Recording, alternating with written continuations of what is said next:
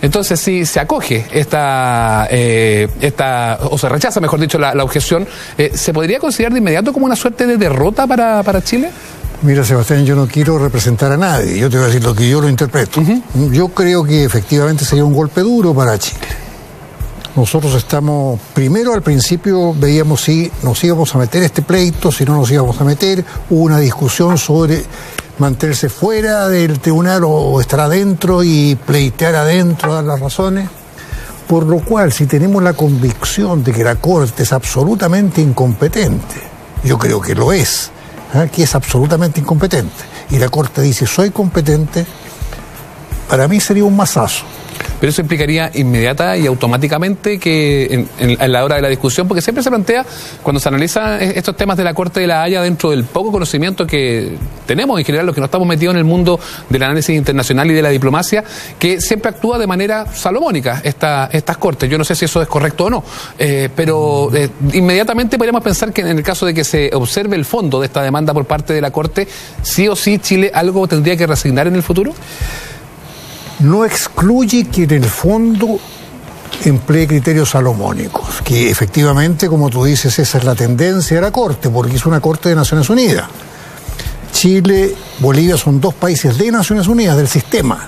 Por lo tanto, jueces de la Corte miran a los clientes también como patrones. Es una situación muy rara la percepción psicológico-política e institucional de la Corte.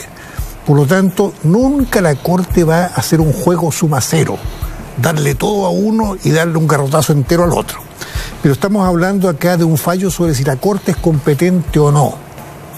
Eso afecta a la Corte en sí misma, ya no afecta a las partes, o por lo menos así lo ven los jueces. Yo creo que la Corte cometió un primer error en contra de Chile cuando asumió el proceso a tramitación. O sea, antes podría perfectamente haberse cortado, esto no haber llegado a esta instancia. Ahí no está escrito, pero si un juez de cualquier naturaleza, interno e internacional, recibe una demanda que no viene en forma, no le da tramitación.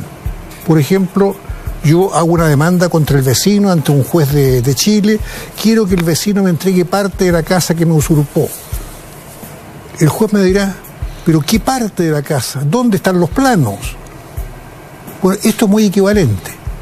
Llega a Bolivia y le dice a la Corte, condene a Chile a negociar un paso soberano mío hacia el mar. La Corte debió preguntar por dónde. ¿Dónde están los planos que usted quiere que entregue Chile y por qué? ¿Por qué quiere que Chile entregue territorio de su soberanía a usted? ¿Cuál es el título? Y ahora se supone que ahí Bolivia esperaba que esto pasara de esta manera y que no los obligaran ni los forzaran a una definición de dónde lo ponemos en el mapa. Es por eso que Evo dijo de inmediato que solo el haber instalado el pleito era un triunfo para Bolivia. Porque no tenían confianza los juristas bolivianos de que la Corte iba a decir esto es un caso jurídico. Temían que la Corte dijera esto no tiene mérito jurídico para tramitarlo. Al tramitarlo, entonces ya se produjo esta victoria táctica para Evo. Y hay una polémica de especialistas aquí en Chile en la cual yo dije, no vamos a la Corte. Hay un artículo en el Estatuto de la Corte que le permite a los demandados no comparecer a la demanda.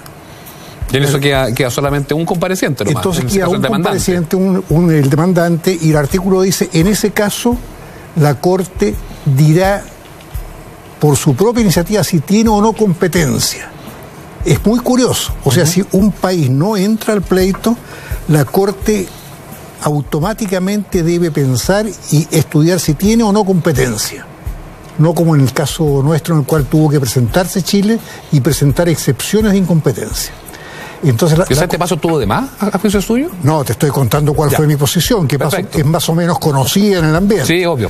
Pero en ese caso, entonces, la Corte examina si es competente y si se reconoce competente, sigue el juicio con una sola parte, la parte demandante. Yo decía, si corremos el riesgo de que la soberanía nuestra reciba un fallo que nos condene a ceder parte de ella, mejor decir, esto es inaceptable. Incompetente. Y la Corte dice, soy competente, para mí sería un mazazo. pero eso implicaría inmediata y automáticamente que en la hora de la discusión, porque siempre se plantea, cuando se analizan estos temas de la Corte de la Haya, dentro del poco conocimiento que tenemos en general, los que no estamos metidos en el mundo del análisis internacional y de la diplomacia, que siempre actúa de manera salomónica estas Cortes. Yo no sé si eso es correcto o no, pero inmediatamente podríamos pensar que en el caso de que se observe el fondo de esta demanda por parte de la Corte, sí o sí Chile algo tendría que resignar en el futuro.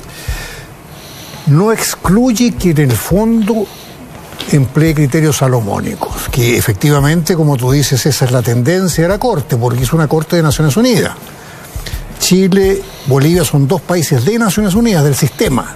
Por lo tanto, jueces de la Corte miran a los clientes también como patrones. Es una situación muy rara la percepción psicológico, política e institucional de la Corte.